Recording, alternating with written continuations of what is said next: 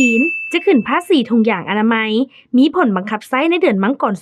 2026หวังเพิ่มอัตราการเกิดในประเทศวันที่3ธันวาคม2025สำนักข่าว AFP รายงานว่า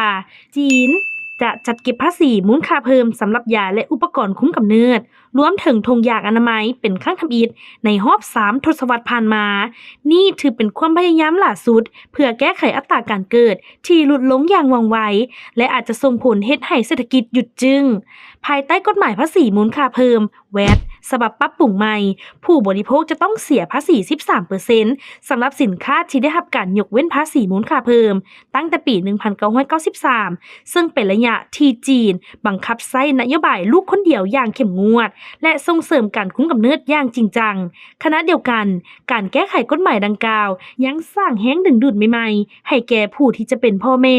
ด้วยการยกเว้นค่าบริการดูแลเด็กตั้งแต่สถานที่รับเลี้ยงเด็กจนไปถึงโรงเรียนอนุบาลรวมถึงสถานรับเลี้ยงผู้สูงอายุผู้ให้บริการด้านคนพิการและบริการที่เกี่ยวข้องกับการแต่งดองโดยการเปลี่ยนแปลงนี้จะมีผลบังคับใช้ในเดือนมังกร